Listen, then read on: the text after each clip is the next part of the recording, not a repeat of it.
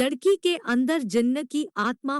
मित्रों, मेरा नाम सुरेश है और मैं पंजाब का रहने वाला हूँ। आज मैं आपको मेरे मित्र के साथ घटी एक सच्ची घटना के बारे में बताने जा रहा हूँ। मेरे मित्र का नाम दीपक है और हम बचपन से ही बहुत अच्छे दोस्त हैं और हम एक दूसरे से सारी बात शेयर करते हैं। हम जब कॉलेज में आए थे तब दीपक सगाई हो गई थी। वो उसकी मंगेतर से, जिसका नाम हिना था, से बहुत प्यार करता था और वो दोनों रात भर मोबाइल पर बातें करते रहते हैं। एक दिन की बात है, उसने मुझे बताया कि वो उसकी मंगेतर से रात को बात कर रहा था।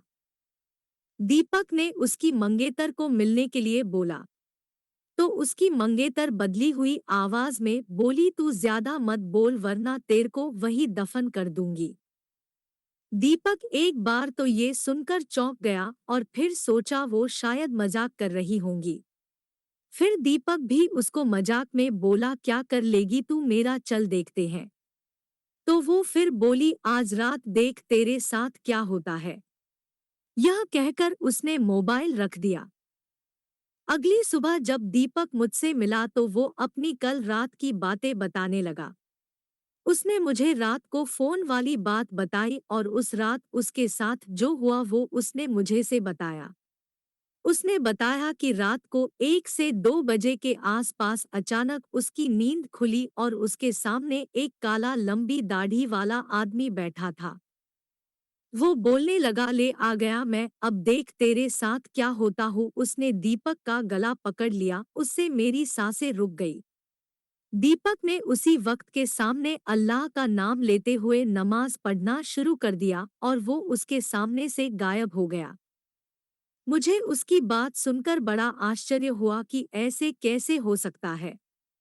उसके अगले दिन दीपक ने फिर अपनी मंगेतर से मोबाइल पर बात की और बोला, कल रात तुम मुझे क्या अनाप शनाप बोल रही थी। उसकी मंगेतर ने कहा, ऐसा कैसे हो सकता है, लेकिन कल तो मैंने फोन ही नहीं किया था।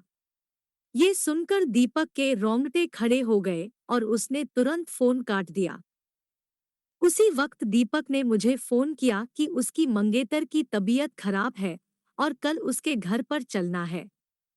अगले दिन हम दोनों तैयार होकर दीपक की मंगेतर के घर गए। वहां हमने दरवाजा खटखटाया तो उसकी मंगेतर सामने खड़ी थी और बदली हुई आदमी की आवाज में बोल रही थी कि तू फिर आ गया ना, तूने अगर अंदर कदम रखा तो यहीं पर तेरी अर्थी निकाल दूंगा। दीपक बोला कि ये क्या बोल रही हो तू। दीपक आगे था और जैसे ही उसने घर में कदम रखा, उसकी मंगेतर ने दीवार पर टंगी तस्वीर उतारकर दीपक के सर पर दे मारी। उसके सर से खून बहने लग गया। दीपक के ससुर और सालों ने उसकी मंगेतर को पकड़कर बिठाया। फिर उसके सालों ने दीपक के सर पर पट्टी बांधी। हिना के दादाजी ने बताया कि हिना को जिन्न का साया लग गया है। इस पर दीपक के ससुर ने उन्हें अपना मुंह बंद रखने को कहा। थोड़ी देर रुककर हम वहां से सीधे अस्पताल जाकर ढंग से पट्टी करवाई। उसके अगले ही दिन मुझे दीपक का फोन आया कि हिना की तबीयत बहुत खराब है और वो अस्पताल में भर्ती है। दीपक ने बाइक निकाली और हम दोनों जल्दी अस्पताल पहुंचे। वहां पर पहुंचते ही हमने डॉक्टर से हिना की हालत पूछी तो उन्होंने बताया कि उसकी हालत बहुत नाजुक है। कौन सी बीमारी है वो पता नहीं चल पा रहा है और उसके घर वालों को डॉक्टर ने दीपक को घर ले जाने को कहा। सभी हैरान थे कि ऐसी क्या बीमारी है जिसका इलाज डॉक्टर के पास भी नहीं है। फिर उसके घर वाले हिना को घर ले आए। हिना ने दीपक को बुलाया और कहा कि मैं अब ज्यादा दिन जिंदा नहीं रह पाऊंगी और तुम किसी अच्छी लड़की से शादी कर लेना। ये सुनकर दीपक की आंखों में आंसू आ गए और बोलने लगा कि मैं तुम्हें मरने नहीं दूंगा। फिर हिना के दादाजी ने उसको एक बाबा के पास ले जाने को कहा। हम उसको बाबा के पास ले गए और बाबा ने बताया कि इसको एक बुरे जिन्न ने जकड़ लिया है, जिसकी वजह से वो इसके शरीर को नुकसान पहुंचा रहा है। अब बहुत देर हो गई है। बाबा ने बताया कि इसका एक ही इलाज है। यहाँ से 100 किलोमीटर दूर एक दरगाह है, वहाँ इसका इलाज हो सकता है। और बाबा ने बताया कि इसके साथ वही इंसान जाएगा जिसे वो सबसे ज्यादा चाहती है। दीपक ने कहा कि मैं चला जाऊंगा, मुझे बाइक भी चलाने आती है।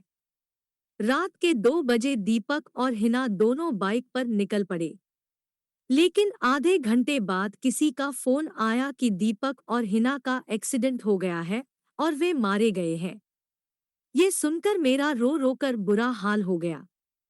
मेरा सबसे करीबी दोस्त अब इस दुनिया में नहीं रहा। तो दोस्तों, ये थी हमारी आज की कहानी। आपको पसंद आई हो तो कमेंट करके हमें जरूर बताएं।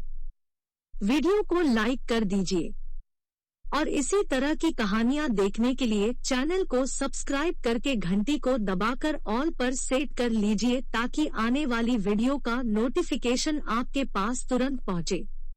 दोस्तों, मिलती हूँ आपसे अगली वीडियो में, तब तक के लिए धन्यवाद।